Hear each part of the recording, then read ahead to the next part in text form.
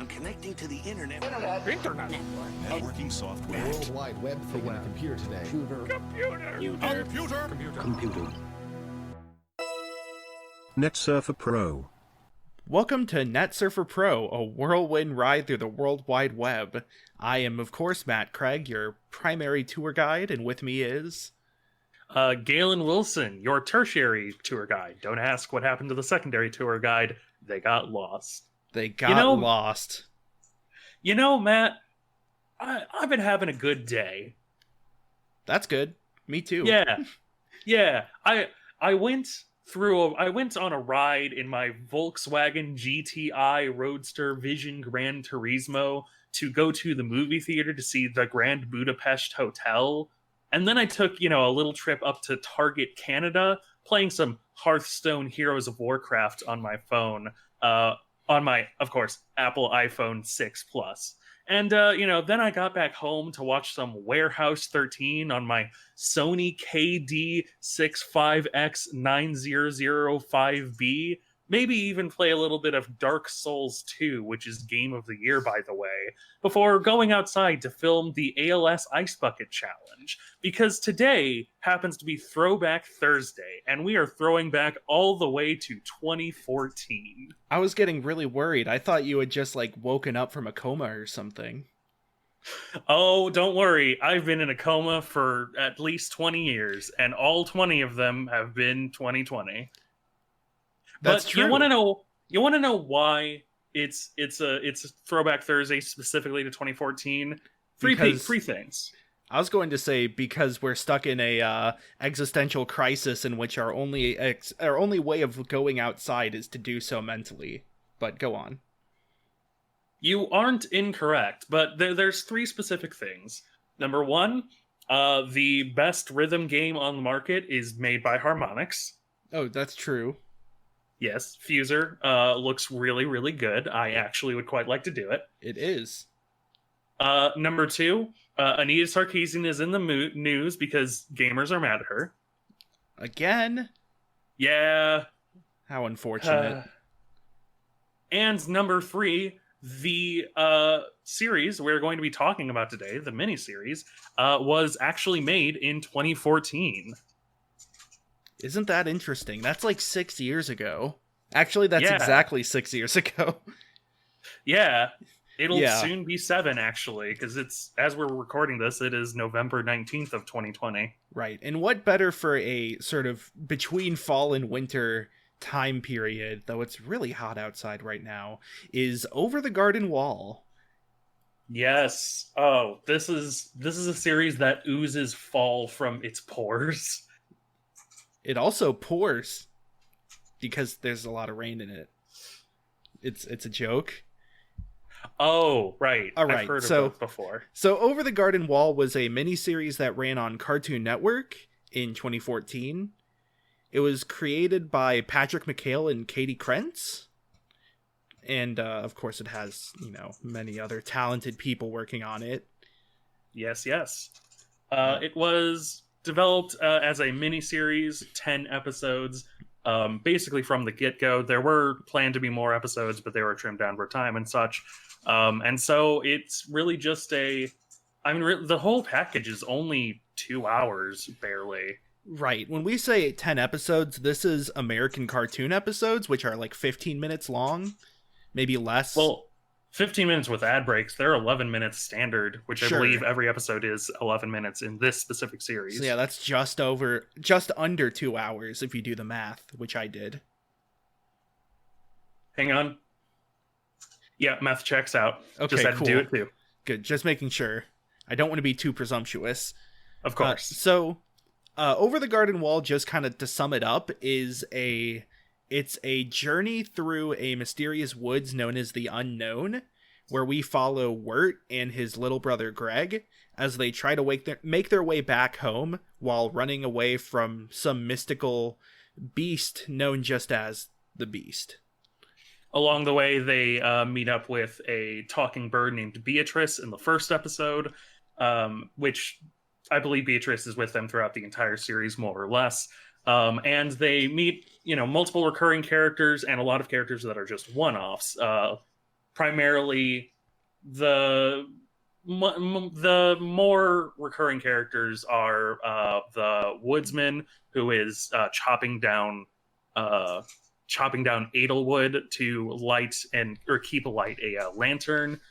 There is, oh gosh, who is there? There's the frog, which is given Yes. many names throughout the series. Yes. The frog that Greg specifically has as a pet, kind of. Who talks also in one episode. Only one episode, Well, unfortunately. 3 episodes if you want to be specific, but yeah. That's true. And then, yeah, there's many other side characters that appear. Some of them stick throughout episodes, like Fred the horse.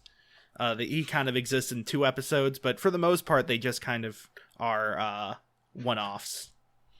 The series is very, like, I don't want to say an anthology series, because it does have an overarching story, but in the main, like, episode content, it's very much like, you know, pit stops on a road trip. Yes. You know, each episode kind of is its own location with its own people with their own problems. And somehow Wirt and Greg make their way out of it alive. Yeah. And I do want to stop real quickly before we get too into it and just sort of say that Net Surfer Pro is obviously an aggregate of things popular on the net, a whirlwind tour through the World Wide Web. And it's kind of interesting how Over the Garden Wall specifically ties to this, because Over the Garden Wall is specifically popular kind of only really in an online setting. It's yeah. It's one of those things like, oh gosh, I'm trying to make a comparison, but I kind of can't. Where I mean, like it's sort of a cult hit, you know. Like, yeah, it's 10 episodes long. It's very short, especially compared to a lot of other series it's compared to and paired with. You know, that ran for like multiple seasons. But it is also like super highly regarded, but mainly among like the crowd of people that use like message boards. Yeah, it's a series that now kind of exists mostly just for like cult appeal. So to think about it from a business standpoint, it's a mini series of 10 episodes, and they aired on Cartoon Network originally. Yeah, Cartoon Network. And they basically just aired for 5 straight days, 2 episodes, 2 a day, and then just that's really it. Like after that, it's just, you know, rerunning them and like DVD the actual release. Yeah, DVD release. The actual sort of television profits are just ads from playing the episodes, DVD releases, merch, which there really isn't much from my understanding. So like the actual profits of it and in a show sense is low.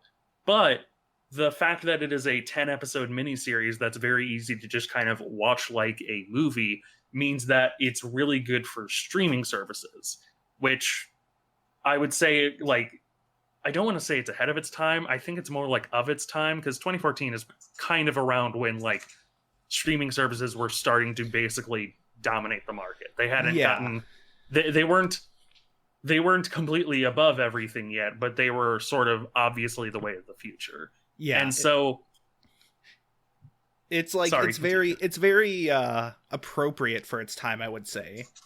It's one of the earlier maybe examples of like a bingeable show, but it also just happens to be very good for that purpose.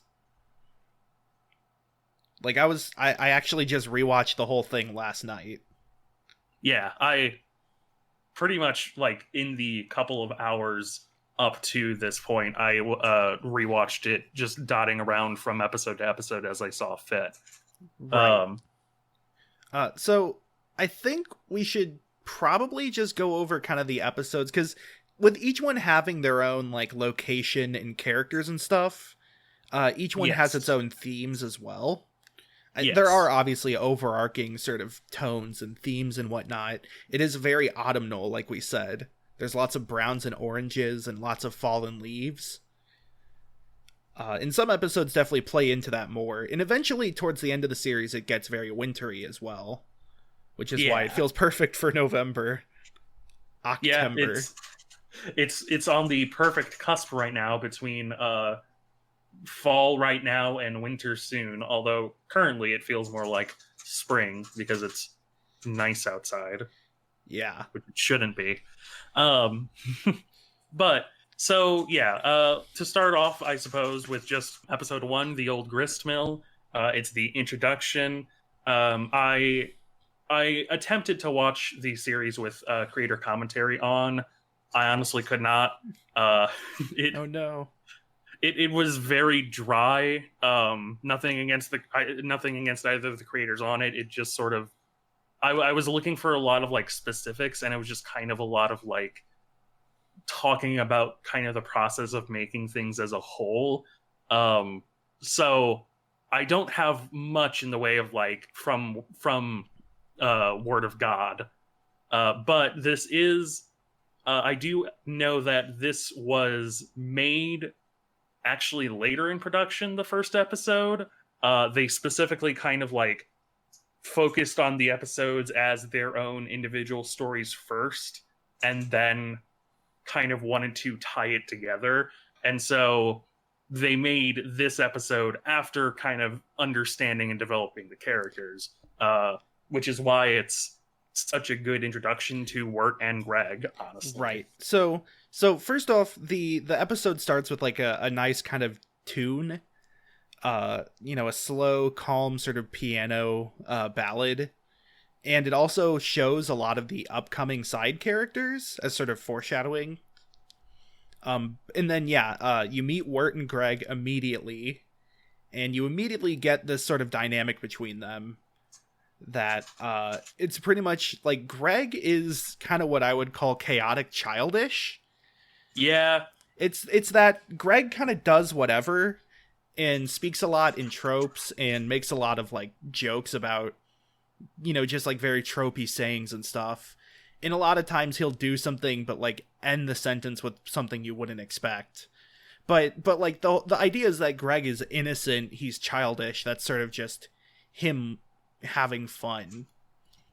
And compare that to Wirt, who is constant anxiety. It's Wirt is immediately a character who is always on edge and always like assumes that the exact worst will happen. Yeah. Worst. That's fun. Wirt. In that like Wirt is kind of just tolerating Greg at the start of the show in a sort of like, come on, we need to get going sort of way.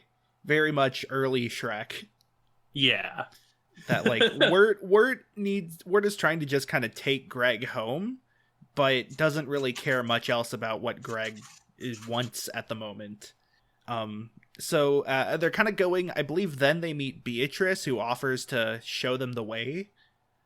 Yeah. So they're walking down a path and Beatrice is tangled in a bush and she's freed by Greg, who then offers to take them to Adelaide, who she says is the good woman of the woods who can help them on their way home. And Wirt immediately is like, that's a talking bird, I'm leaving. Yeah. Yeah. Oh, hang on. No, we're mixing this up. I was going to say, that's episode 2. Episode 1, they just meet Beatrice. They say, that's a talking bird, I'm leaving.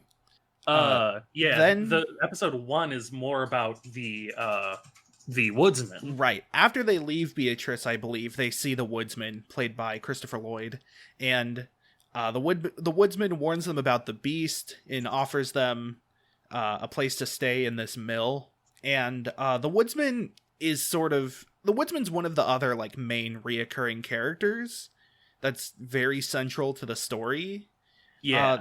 They don't believe the woodsman and anything he says about like the beast or anything. They just kind of think he's weird, and they try leaving, and then Greg gets attacked by some sort of monster, like a really mangy looking wolf sort of monster. Yeah. They fend off the monster, and by tossing the monster into the river, it turns out it was just a dog, and the dog is friendly. They think they've slayed the beast, but the woodsman says that wasn't the beast, and somehow the brothers are able to get out of there. But so, like, I think what's really interesting, for one thing, is that Wirt blames Greg for literally everything that happens in the episode. So Wirt's like, we need to knock out this guy so that we can escape from here, when the woodsman has them in the mill. And then when Greg is getting chased by the beast, or what they think is the beast, and they're like panicking, trying to do something, instead of knocking out the beast, Greg knocks out the woodsman, and he's like, well, you told me to do that, Wirt. And then like, Greg's leaving a candy trail, kind of like a Hansel and Gretel sort of thing, so that they know where they've been. And then, like, Greg realizes that the beast must have followed the candy trail, and Wirt just says, of course, you led the beast right to us. Like, not even realizing that was just a guess Greg made a second ago. Wirt acts like that was a huge mistake when neither of them could have known. Yeah.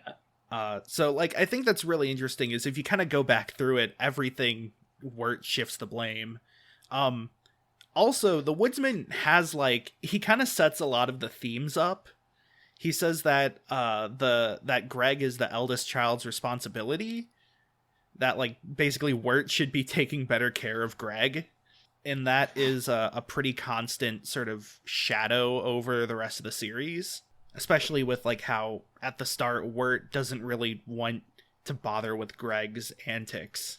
And then also, I just want to note that the woodman says everyone has their lanterns to burn, which is, like, a pretty interesting thematic statement, as I'll talk about later. Yeah, that ties into the woodsman's character, revealed a bit later. I think something interesting about the woodsman, as he is recurring, is that he is consistently treated pretty terribly by, honestly, both of the kids, but especially Wirt.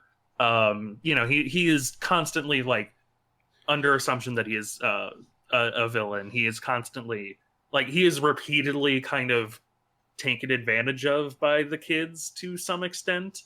Not, like, literally, but in the sense of, like, there's an episode where, like, there's an episode and a part where Wirt kicks the lantern that is in the woodsman's hands out of his hands, and, like, throughout all of it, all the woodsman does is kind of, like, keep warning them and keep trying to keep them from making mistakes. Like, the woodsman is consistently on their sides, even when they are very actively, like, running away from him and actively saying, oh god, it's the bad guy. So it's very interesting. Yeah, basically. Yeah, the woodsman is, like, showed to be, I mean, they really play up his, like, sort of manicness, but as it goes on, you realize that he is really just trying to help them, and Wirt's sort of ability to see the worst in people, or, like, to fear people, his fear, that's it. Wirt's fear just gets in the way of all that. And so, yeah, they leave there at the end of episode 1, and then in episode 2, while they're on the road, that's when they save Beatrice. Yes. And Beatrice insists to take them to Adelaide. Yeah, she's extremely insistent. Right. Even as they specifically go against her wishes. They arrive in Pottsfield, which is a town that just has a bunch of that, like, seemingly is empty, and then they go to a barn and realize that there's a bunch of residents dressed up in pumpkins and straw, and they are, for their transgressions, for disturbing the ceremony that they're doing, and, like, accidentally destroying some pumpkins, they're sentenced to menial labor. Yeah, they're sentenced to community service, which involves digging holes in a field. Yeah. And specifically, as they're digging holes in the field, they start to suddenly realize and worry, especially after Greg finds a skeleton, like, oh no, they're going to bury us. But then it ultimately turns out that no, the skeletons are getting out of the holes and joining them for the parade, putting on the pumpkins and such, and that's when Wirt realizes, oh, everybody here is a skeleton. Right. Yeah, they even say like maybe it's a weird cult early in the episode, and that sort of tension persists throughout it until the very end when they realize they're just digging up dead people to join the other dead people. Yeah. This is like a pretty common thing the show does in the first half of it, where it'll like build up tension and then just resolve it nonchalantly. Not even like resolve it in like a comedic way necessarily, just like a casual way. Yeah, like it's like this weird harvest cult and they're digging up holes, they think it's their own graves, and then oh no, it's fine, it's just a skeleton. And the like leader of the group was even gonna just let him go anyways afterwards. Yeah, it's interesting because it's not that it's anticlimactic, because it does pay off. It's that the way it pays off is vastly different from the logic of the universe. And the logic of the universe is chaos. It's, honestly like very magical realism, but the payoff is always kind of, well, not always, but the payoff is very regularly mundane. Right. And that's sort of... I was just going to say, this is especially true in the first 5 episodes. Yeah. It's so like, number 3, the third episode, because like a lot of the themes kind of continue on. The third episode, Wirt and Beatrice and Greg ultimately happen upon an old-timey schoolhouse. Yeah.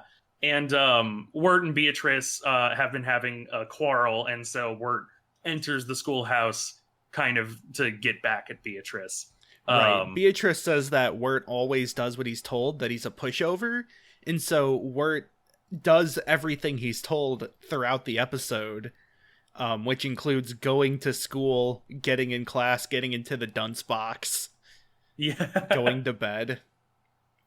And the central tension of the episode is that there is a gorilla terrorizing people at the school. The teacher of the school, her fiance ran away. The teacher's father is financing the school, but can't make any more money. Right, yeah. There's a great moment where like when the father first appears at the school, he looks like really big in he's drawn really high, like tall. Pretty much like he looks like somebody who's extremely rich and angry. And then he leaves and he's like this tiny guy and he has to make a tent out of his coat. And that's when it's revealed he's not rich at all. He spent his life savings on the school. And it's ultimately resolved when the father is going to sell a bunch of instruments that are at the school, and so instead Greg comes up with the idea to have a school like fundraising event where the animals that are in the school, there are animals in the school. It's a school for animals, by the way. There's a really cute dog that dances a little bit, and it's a very good scene. There's also a possum named Jeffrey. I just wanted to point that out. And like it also should be mentioned, like there's a lot of talking animals. These are not talking animals, but they are animals who are like halfway anthropomorphic. Right. They are, especially the ones that Greg hangs out with, which are like the truant kids. Like those act pretty humanly as far as like they use tools, they're smart, stuff like that. And what's really funny to me is, so we mentioned the instruments, but what happens is they eat potatoes and Greg is like, this is bland, I'm gonna pour some molasses on it. He starts singing a song, then gradually as it goes, all the animals start playing instruments, which don't really come from anywhere, but then the instruments are like a central point to the episode. Like, it's very seemingly disconnected at first, and then it's like, wait, did they have those instruments there the whole time? It feels non sequitur, and then it becomes sequitur. Is that it? Sequential. Sequital? It's really interesting as well, just because so many of the episodes are like high magical realism that ultimately kind of gets resolved with mundanity, and that's sort of the perfect example where, a one-off gag where like a song turns into people actually singing, turns into the animals playing music with instruments, ultimately ends up mattering a lot towards the conclusion, which is mundane. Oh, also, speaking of mundane conclusions, the gorilla appears at the benefit concert, and I think it's just like the father says do something, and Wirt runs over and tackles the gorilla. No, he trips on his shoelace. Yeah, his Yeah. shoelace is a Chekhov's gun placed at the very beginning, where he keeps stopping to tie it, and Beatrice is like, "Wirt, come on." Yeah, And then so he trips over his end, shoelace, tackles the gorilla. It turns out the teacher's husband was stuck in the gorilla costume after he got a job at the circus to pay for their wedding ring. And he was stuck in the costume, and that's why he kept trying to chase people, because nobody would help him out, because they were too scared of him. So, like, also, the gorilla is a completely mundane Scooby-Doo sort of thing. But also, like, the guy still loves the teacher, and they still get along together at the end, so it's like, it's another sort of non-climax that is a climax, but also is kind of settled cleanly.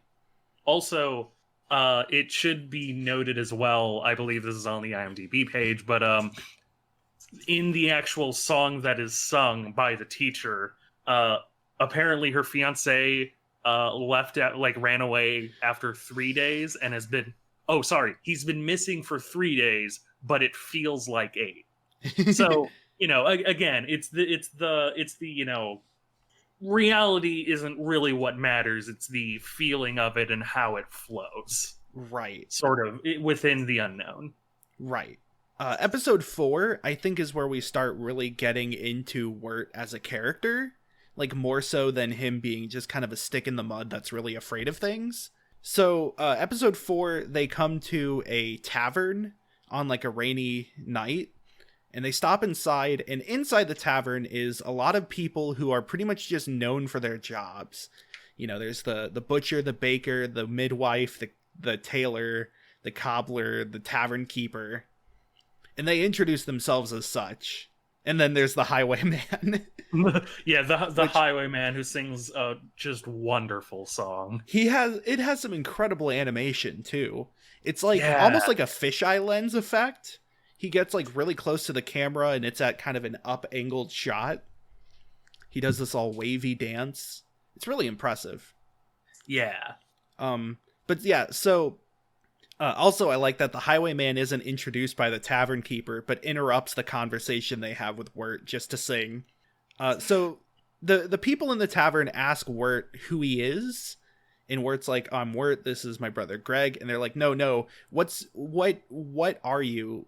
Like, who are you? Like, they're looking for a job or a role or something. Wirt says he just wants to be himself, but he doesn't really say what that means.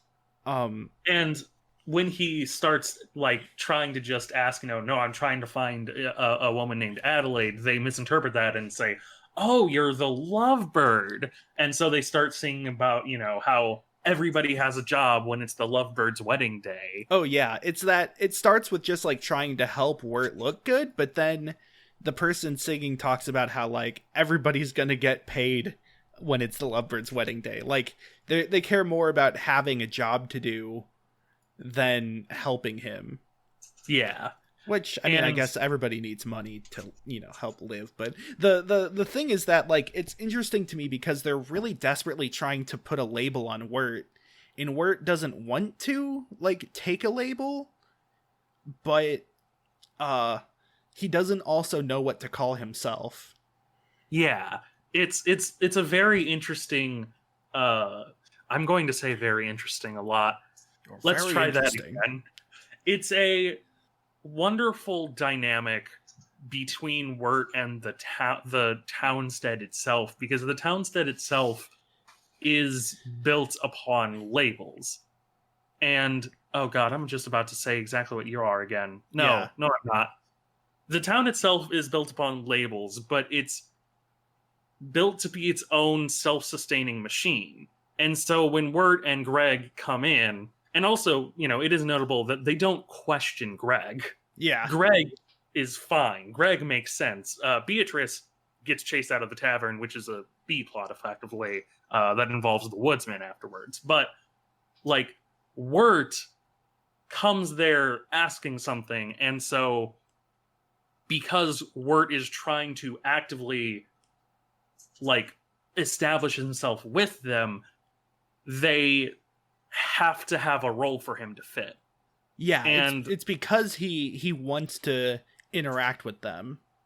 And it's interesting then that once he clarifies, they kind of ascribe him a non-role. They say, "Oh, that makes more sense. You're a pilgrim," and it's a role, but it's kind of not, because they specifically say that you're the pilgrim. You come and you go, and whatever your road is your own. And that's when Wirt kind of goes, "Actually, I like that label.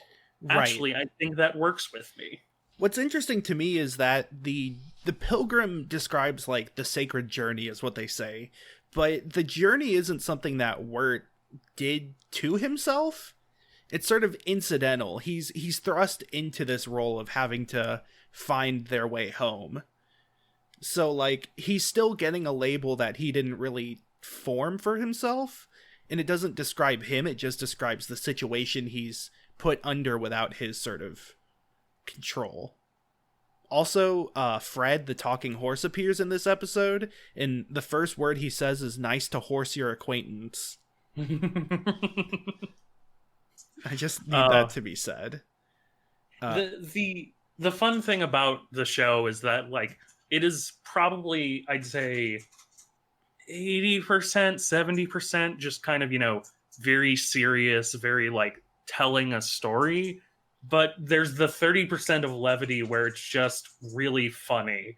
It's also, I have to say, the kind of show that could only be told with animation. That's something that's really important, is that not just all of the gags and the talking animal characters, it's so much of the presentation kind of just has to be animation for it to work. With the, like you said, the Highwayman sort of weird warbling fisheye lens effect when he starts singing, all of the pumpkin people in the town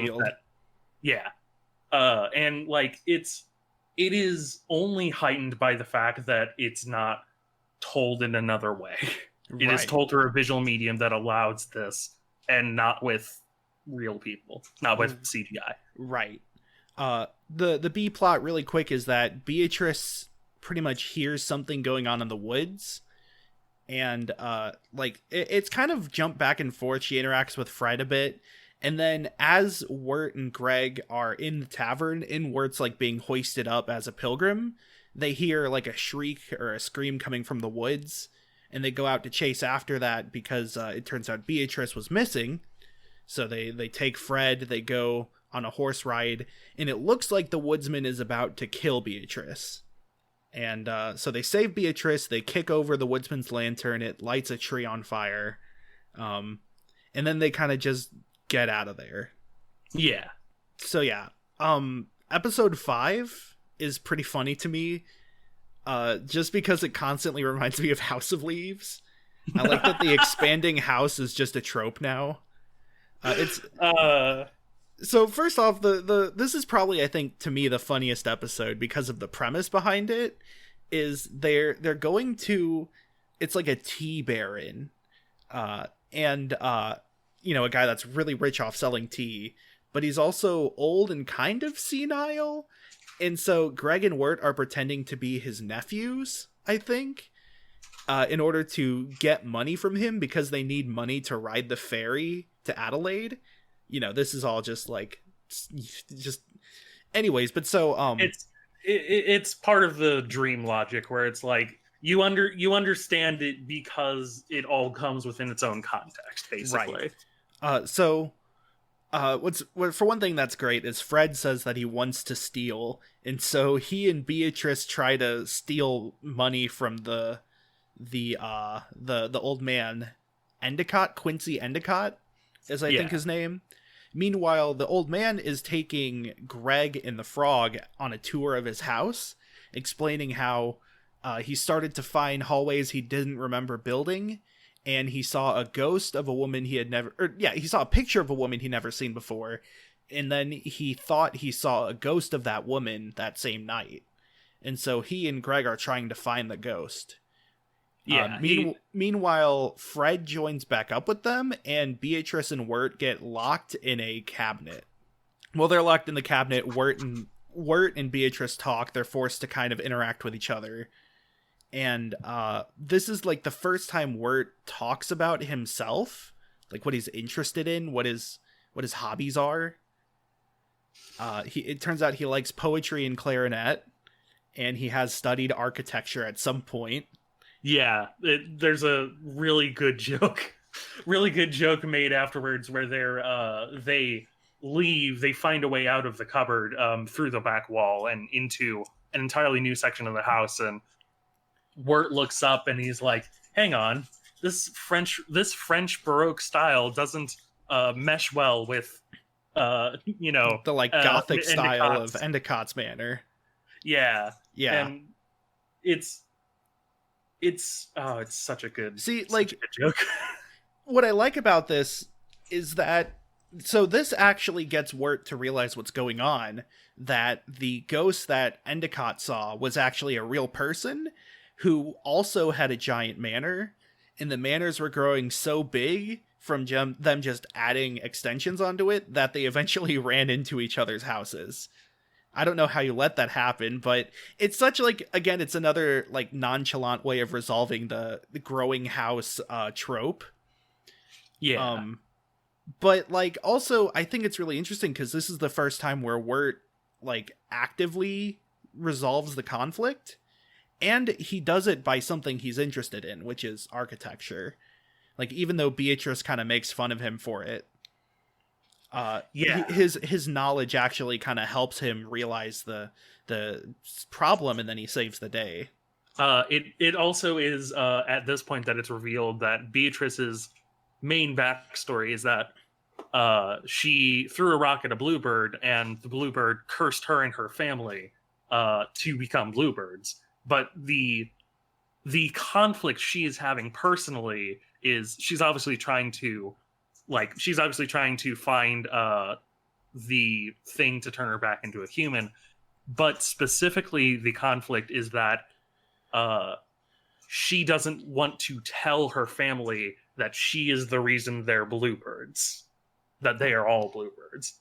Right. Yeah, there's sort of this idea of responsibility going on, just like how the problem that Greg is in is Wirt's responsibility. The problem, or not problem, but them being lost is Wirt's responsibility. Beatrice's family being bluebirds is her responsibility. And how they kind of try to fix that is what's in conflict. But I think that's most of it for episode 5. There is a Xanadu peacock. It's even black and white. I just think that's a clever touch. Peacocks are a sign of luxury and excess, as per Citizen Kane. And then also, they leave Fred, but then they get the 2 cents that they need to ride the ferry, and Greg immediately throws it into a pond, which just sets the conflict for the next episode. Yeah. So episode 6 is they are on a steamboat filled with frogs and clothes. And they snuck on board. They weren't able to pay the ferry toll because Greg threw 2 pennies in the fountain. And also, Greg's frog is naked. And so the frog police want to arrest him. And also they want to arrest Wirt because they snuck on. It's kind of unclear exactly why they're upset. Also, another thing that happens is there's a band on the boat, and they accidentally knock out the bassoon player. And so in the midst of this, all the frogs are extremely upset, kind of just losing their minds over there being no bassoon for the band. And Greg plays the bassoon, not Greg, Wirt plays the bassoon with some sort of convincing by Beatrice, and it actually works perfectly. And he's actually like proud of how well he played the bassoon. And it's at this point that the frog actually begins to sing. For the first time, technically the second time, like the first time in universe, because the frog actually is the one who is singing the opening song of the first episode. But like, it's the only time that in the canon itself, the frog is singing. And I believe that he is singing at least something very close to the opening song. I think this is another case of, well, what's interesting about this is not only does Wirt save the day by, doing something he likes and like being confident in himself, but he also, this is the first time he does like the hard thing.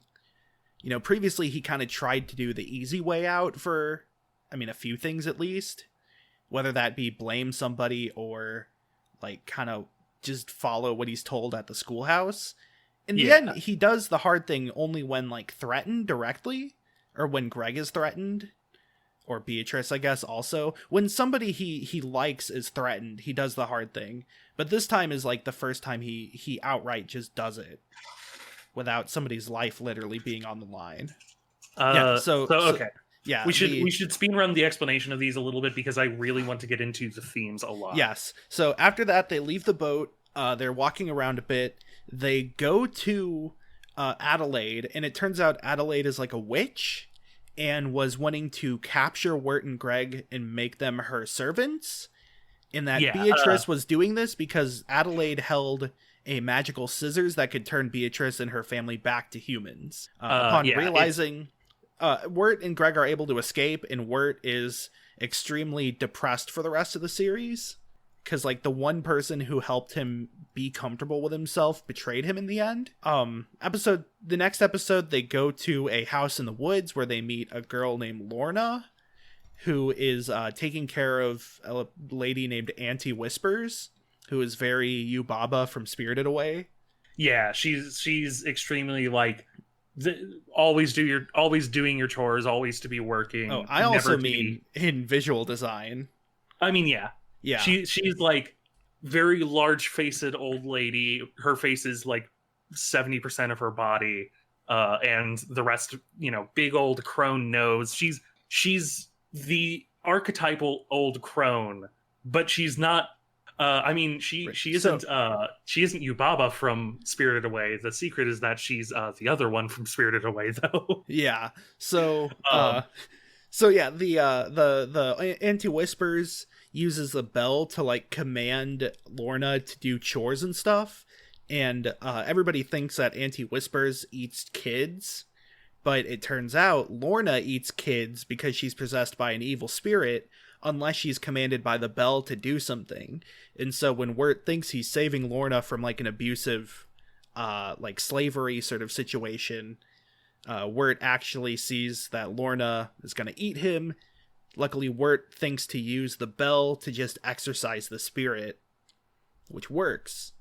Which is another part of the through line of Wirt actually sort of solving the problem kind of on his own volition. In this case, it is a little bit under duress because he is being chased by that spirit, but like he uses his general reasoning to go, well, hang on, if I can command the spirit with the bell, it's not just commanding Lorna, it's commanding the spirit. So I can just tell the spirit, hey, don't eat kids, get out of Lorna, go away forever. Yeah.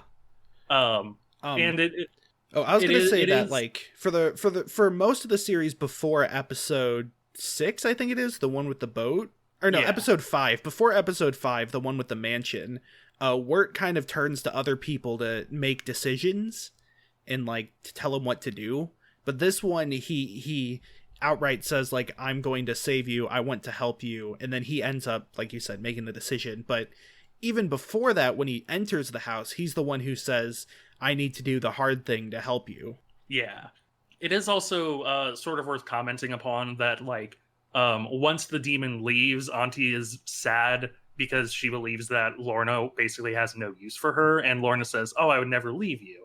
And it certainly suggests that, like, while Auntie Whispers was ultimately actually doing it for Lorna's benefit, it kind of suggests that, like, she possibly knew she could have just gotten rid of the spirit, but she was just sort of preying upon the fact that the spirit was there, so that out of fear that Lorna would leave her. And so, like, it ties into a much bigger and much more persistent theme throughout the entire series that we'll get to after we're done with sort of the recap. But yeah, it's interesting to consider, basically. Yeah.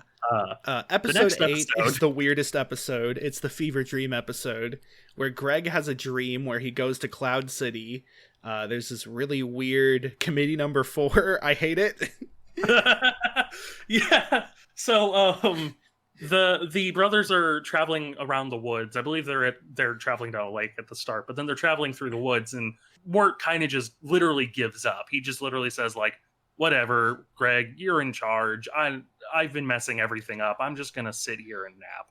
And so Greg falls asleep ultimately, and then has that dream that's very 1930s animation. It's everything has a face, everything is bouncy. He gets greeted by multiple committees, like you said, in a very, like, Wizard of Oz way, where there's the greeting committee, and then there's the auxiliary committee. Yeah, the auxiliary greeting committee, and then there's just committee number 3, and then Greg's just like, is there anything else? And then there's a weird, like, creepy moment. Yeah, there's like a dog staring creepily with a rain cloud, and Greg's just like, okay, that's enough. Yeah, and there's like this creepy music box, like Jack in the Box sort of rolling sound. I don't know how to put it. Anyways, yeah, it goes on for a bit. It kind of just happens. There's the North Wind attacks and starts trying to blow down everybody's houses, and Greg just kind of runs away from the North Wind for a bit. Then he captures the North Wind in a bottle, and the, like, princess queen of Cloud City, I don't remember the exact honorific, says that she'll grant Greg a wish for helping them. Greg is afraid that, like, since Wirt can't go on for himself, Greg needs to be the leader now. And so Greg's like, I need to help Wirt. What's one thing I can do? And somehow he gets the idea to go visit the Beast. Cue episode 9. Which is, of course, the prequel to the entire series. Right. This is the big reveal where we see how everything started. It turns out, spoiler alert for Over the Garden Wall, in case you haven't watched it yet. It turns out, so it all started on Halloween when Greg was leaving a house of a lady where he had to rake leaves to get candy. There's also a great line where he says, "Thank you, old lady," and the lady says, "Please don't call me old lady." And then Greg says, "Yes, sir, young man." It's just, like, great wordplay there. But so Wirt made a mixtape to confess to a crush he had. Confess to a crush he had. But Wirt is unable to overcome his anxiety to actually deliver the mixtape.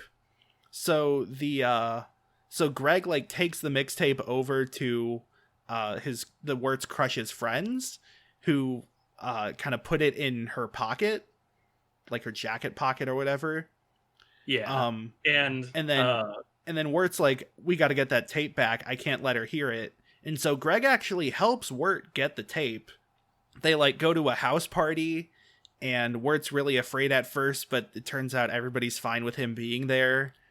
And then Wirt's crush invites him to go to the graveyard with, like, this friend group, and Wirt says he doesn't want to at first, and then he regrets it, and then he and Greg kind of stumble their way through the graveyard, and then a cop car appears, which was a joke earlier in the episode, saying, like, "Hey, you, don't run in the streets." Nah, just kidding, happy Halloween.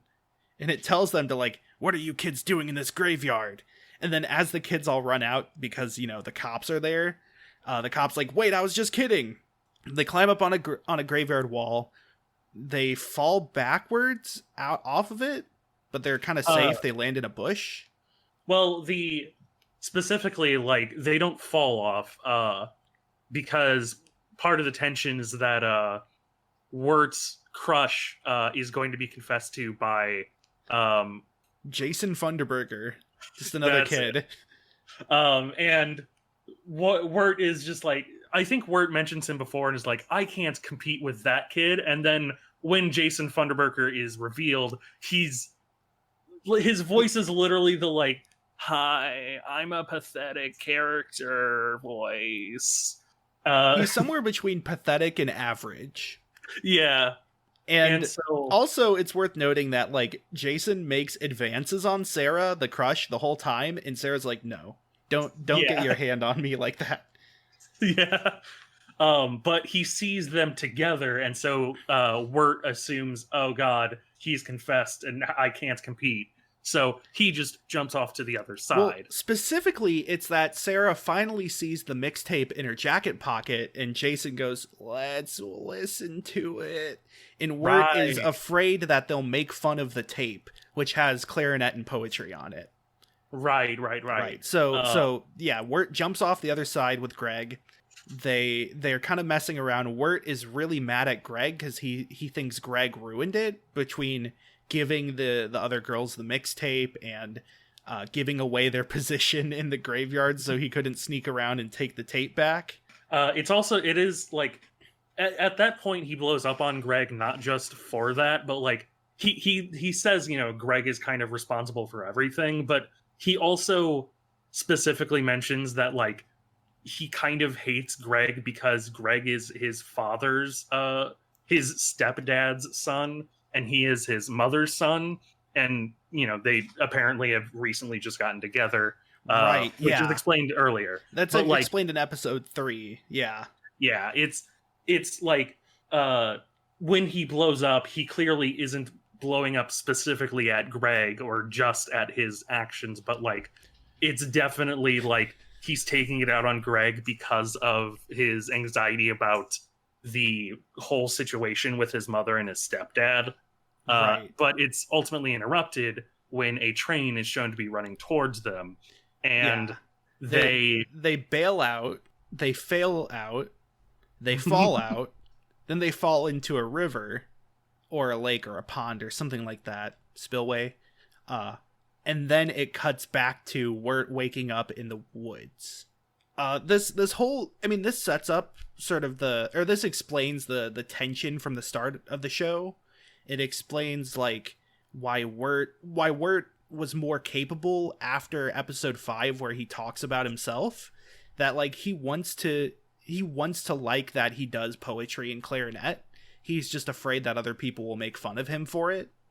Yeah. And that like that's why it's such a big deal why he played the bassoon in front of all those frogs, is that people actually liked it.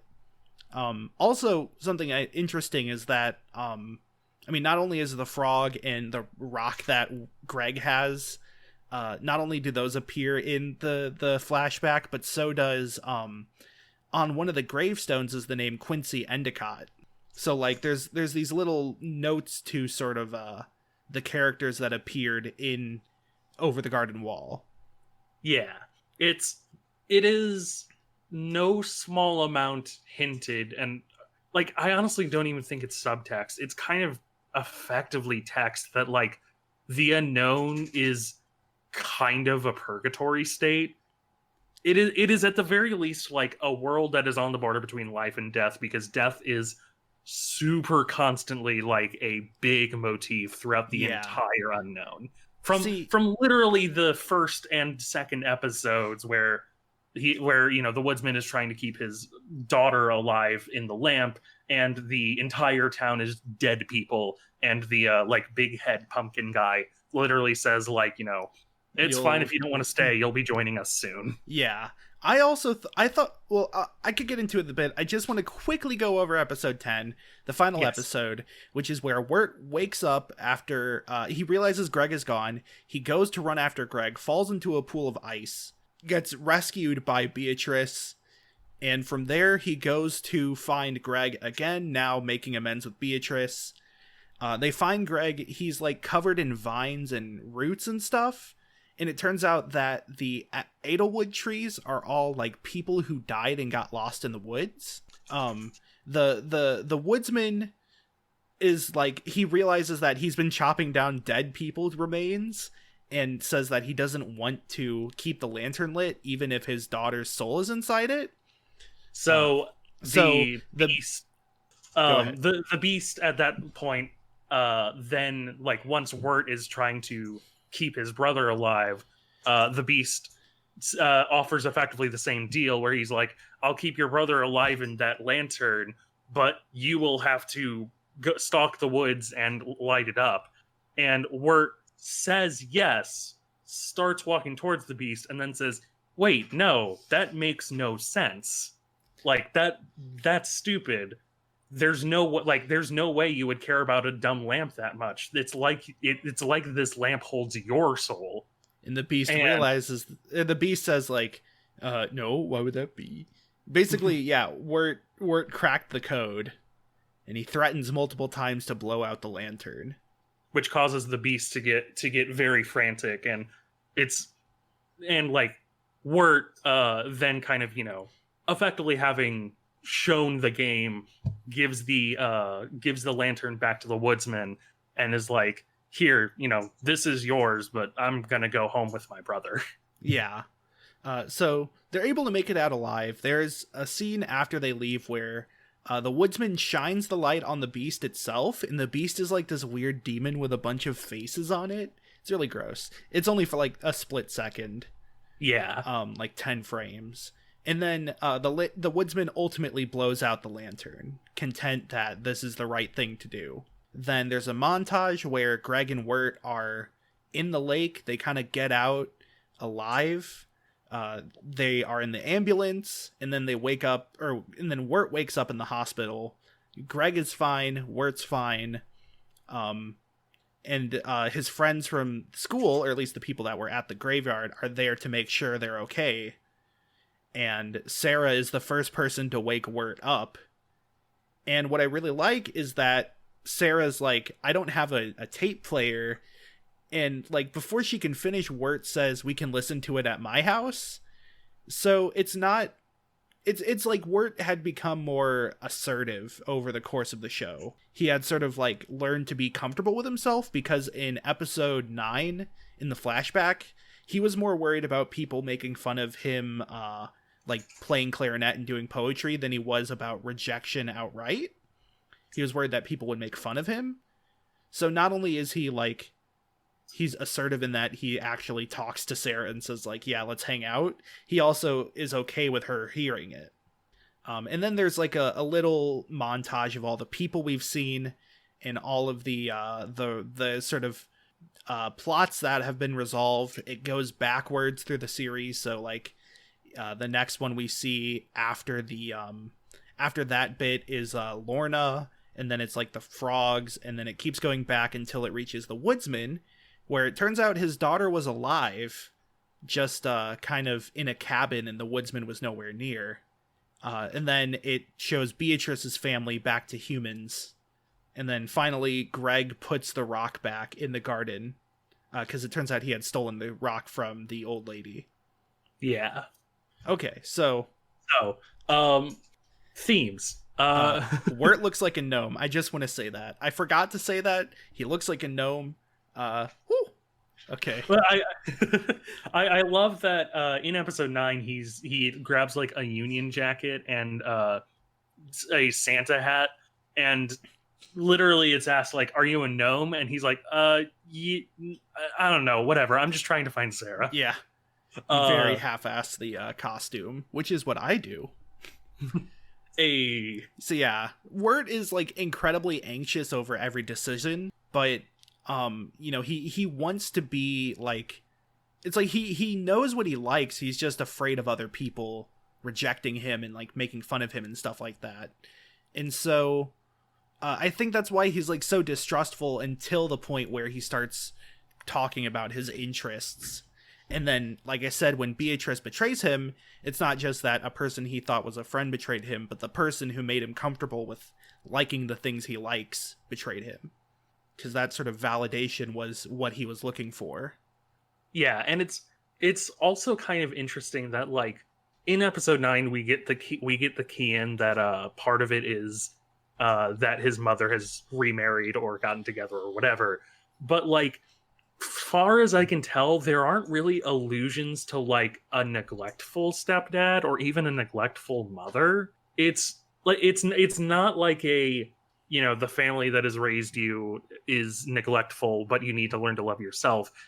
There's his mother and father are beyond that kind of a non-factor. Yeah. It really is just sort of like Wirt's own personal journey where he needs to learn that what he likes, what he is cool with are valid. You know, what he wants to be is ultimately a good thing because he wants to be it. Right. I don't think it's a mistake that that they rarely ever interact with somebody their age.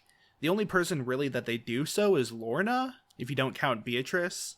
Like every main conflict involves a like authority figure or a parental figure. So like there's the woodsman, there's the person who's the leader of the Pottsfield Chamber of Commerce. There's all the people in the tavern. There is, you know, the Endicott, there's the police on the frog boat, and so forth. Whereas Greg's conflict is something more cartoony. The Cloud City episode literally has like a vignetting going on around it, like you're looking through a telescope. Wirt's conflicts are all about things that he's seen and is kind of either afraid of or has something to do with just like parents or people who kind of look after you. It's because of that I think it's really interesting that he solves it. He solves a lot of the problems by just kind of being sort of adult.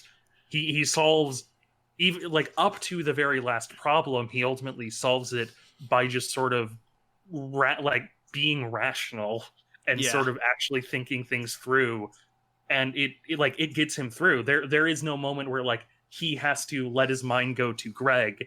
You know, Greg does like, not that learning to like Greg isn't a big part of it, because learning to like his brother and learning to take responsibility for his brother is certainly like a very recurring and very big part of the series. But like there is no one moment where it's like, oh, Greg's magical thinking is actually the thing that I should be doing, you know. Right. Even when Wirt even says that, like Greg is the leader, it's something that's framed as like a bad move. You know, the woodsman says like that their situation is the eldest responsibility, and a lot of that is like Wirt accepting that fact. And it's really that like when Wirt becomes confident in himself, he stops trying to blame Greg because he starts to see how he can fix things his own way.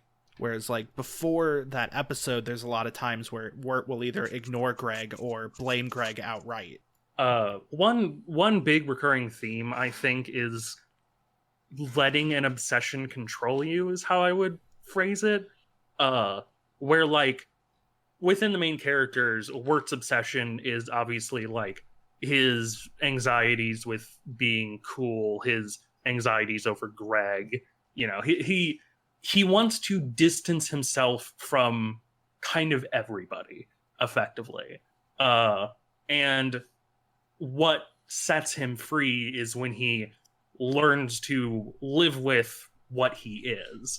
But like the theme gets kind of just repeated over and over. The woodsman himself is constantly chopping down trees to make oil for the lamp that holds his daughter. The Lorna's auntie Whispers. Yes.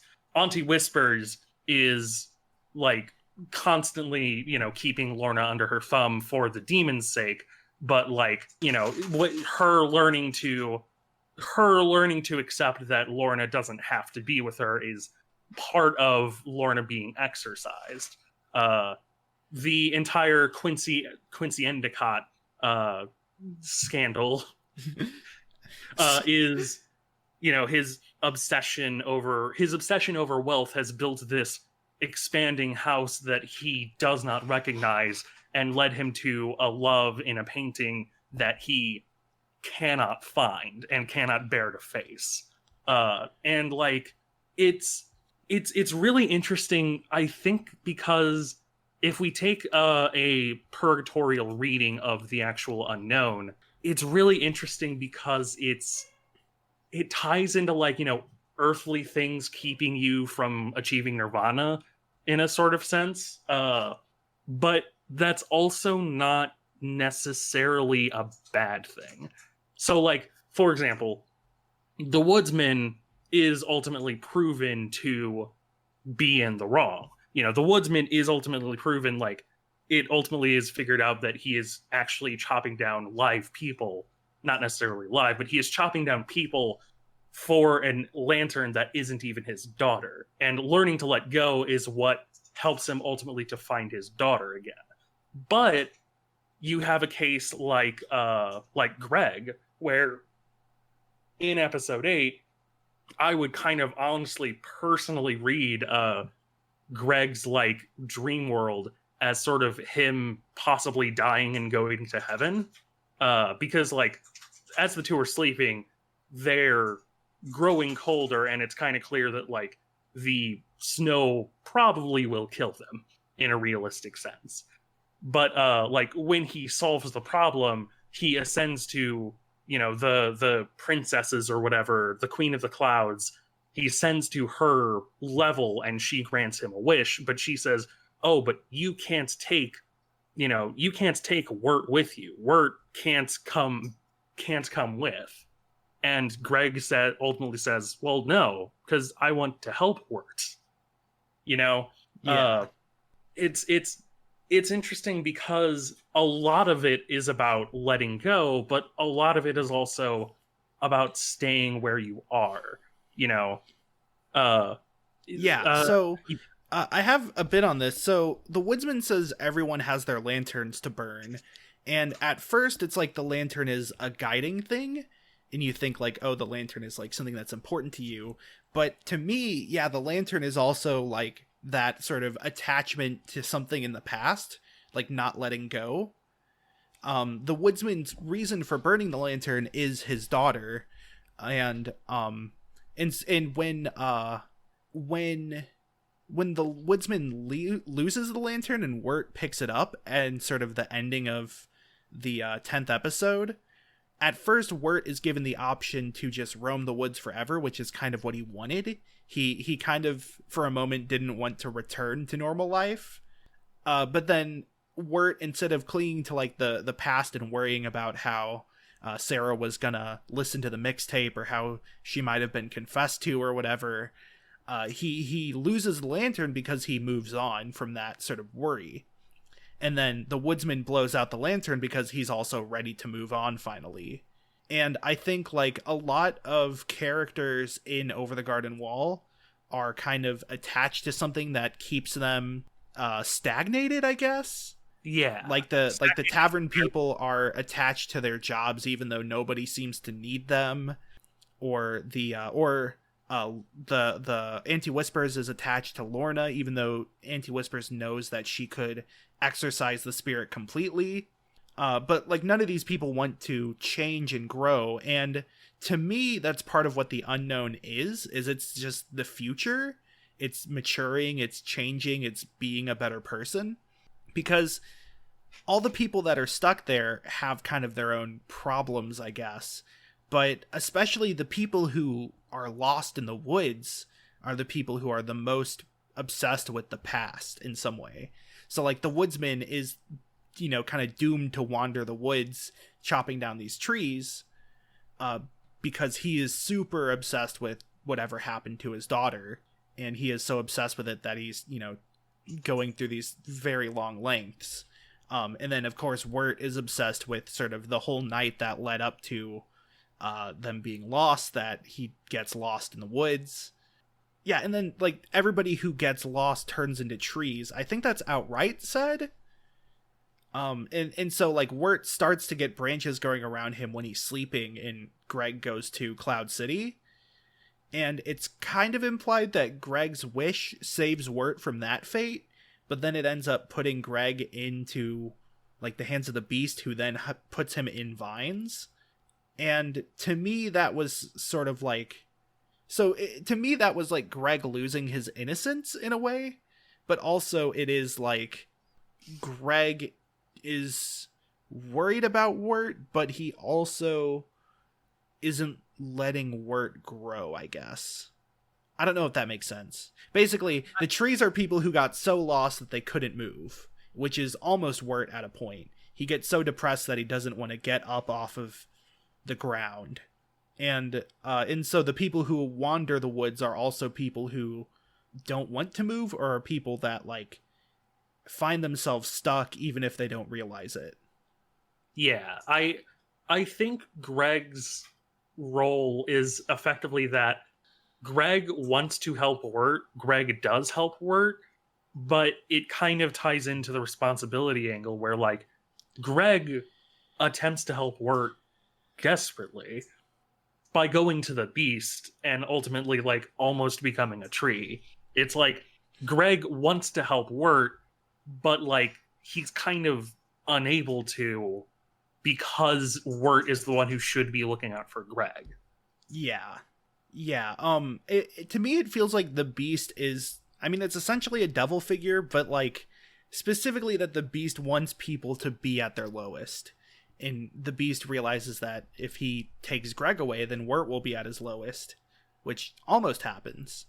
Yeah. Also, just with the title, to me, it feels like the garden wall is like safety. It's kind of like the graveyard wall in the episode 9. So maybe purgatory is pretty apt. But to me, it's like the garden is like friendly and familiar. But then going into the unknown is going over the garden wall to where it's like spooky and mysterious. But it's like, in that regard, it's kind of a coming of age sort of thing. Like, you can't predict what the future is going to hold, and not everybody's out to get you, and not everybody has answers for you to find your way through, sort of thing. I find it interesting with episodes 9 and 10, where episode 9 is Into the Unknown and episode 10 is The Unknown, where the area itself is the unknown, but the only times that the unknown are explicitly stated are episode 9, where they go into the unknown, but episode 10 is when they come back to the real world. And so I think that supports a lot the idea that the unknown is the future and change, because like the unknown is a physical place in this world, but like them going into the unknown and them coming back from the unknown is them accepting that there's going to be things happening in the future that they're just going to have to, like they will have to become the kind of person who can deal with it. At least Wirt specifically. Greg, I don't even think we mentioned this, but so Greg thinks that the entire reason they got lost was his fault because he stole that rock from the old lady's yard when he was doing yard work. He thinks that like they were cursed and punished because Greg did that. And so like it kind of dawns on you like, wait, Wirt blaming Greg for everything did actually kind of affect Greg negatively, and that Greg's internalizing all that blame. And so the garden wall is also sort of like Greg leaves the garden wall by taking the rock and leaving the old lady's garden. And that makes Greg so like afraid of his problems and afraid of that. And he feels so much blame on him. And at the end, when they go into the unknown, at the end of the series, he puts the rock back, which both is one of the last things you see of them, but also it's like him moving on. He no longer wants this rock, and he's also absolved of his guilt. Yeah. It's I find it a little. It's interesting to kind of ask the question of like what in the unknown is real and what is allegory, where like in the fiction of the show. So like, for example, The Woodsman, I honestly always kind of saw that as like him dying, like his soul moving on, and his daughter being alive is him kind of like moving on to heaven, where like he's trapped in this purgatorial state of always constantly trying to get oil for the lantern to save his daughter, but when he finally accepts that his daughter is dead is when he finally is able to see her again. It's interesting. To me, I feel like it's the opposite, that his daughter was always alive, in that the woodsman was in this purgatory because he had thought he had lost her. Because, like, in the end of the show, they pretty much go from being in the river after the train almost hits them to leaving the river. So wherever they were, they didn't walk there. You know, they were either teleported there or they were, like, whisked away supernaturally in sort of a purgatory sense. And I can buy that, but I also don't necessarily know if I buy that the woodman died. I don't know. To me, it always personally seemed like he was also in this, but he just left to the real world. But it could be me. I was going to say, I do have one more, like, main thematic point. Yeah. So this is sort of an anti-Grimm's fairy tale. You know, there's the idea in pretty much all the old Grimm fairy tales that's like, the woods is dangerous, don't go there. There's people that will eat you, and there's monsters that will eat you, wolves that will eat you. Just don't go in the woods. But over the garden wall, the whole idea is that, like, people will get lost in the woods, and that's, like, used as a metaphor of, like, not really knowing who you are or what your purpose is, or being clinging to the past. So it takes this, like, metaphorical approach to being lost in the woods. But, like, at the same time, it's not that there are monsters in the woods, it's that there are people just like you who also kind of have their own things to deal with. They have their own problems in the past they're clinging on to. You know, the person who's also lost, who seems like he's going to kill them, the woodsman, has pretty much his own version of what Wirt is going through. And it's sort of showing that, like, you know, not only is, like, you know, don't get lost in the woods, but also it's not super scary. There might not be monsters. There's a lot of people that are in the same position as you. Also, Grimm Tales just end in death, and this one specifically does not end in death. It ends in resuscitation. Yeah, it's a world of death that is constantly, ultimately bright.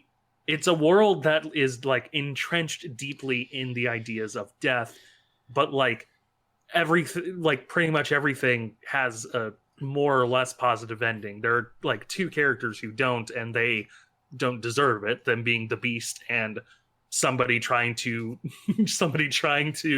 you know, kidnap kids for the Beast.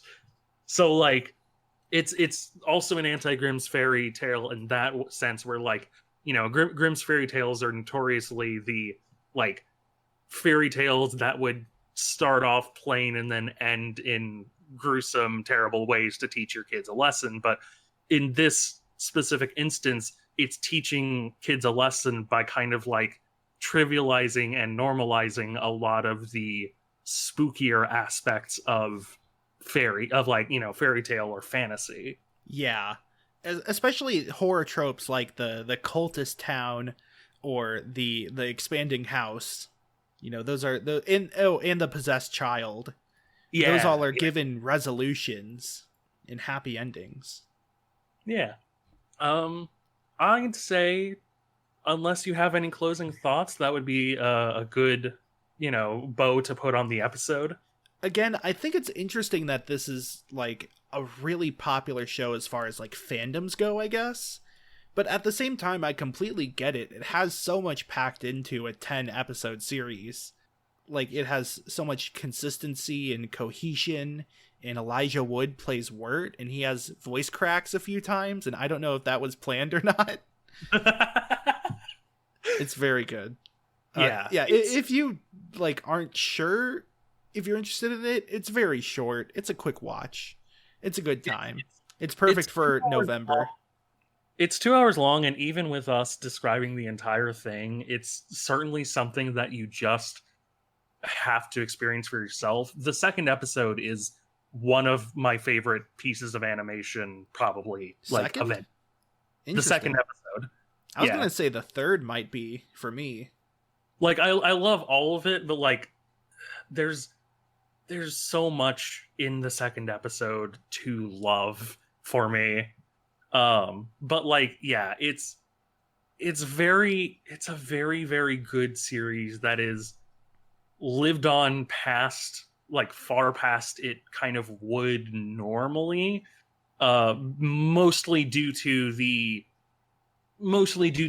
kind of internet contained nature of it. Right. It's also just that good. Yeah, it's a wonderful Halloween or fall watch. Fall watch tonight Fall. at 10 on NBC. All right. Thank you Up on for listening. Fall Watch. You can follow Thank me on you Twitter at Matt Craig Gaming. And you can follow me on Twitter at Galen Wilson. The Wilson has a 0. You can figure out where it is. Yeah. Where the I O wonder. Ooh. See ya. Thank you very much for listening.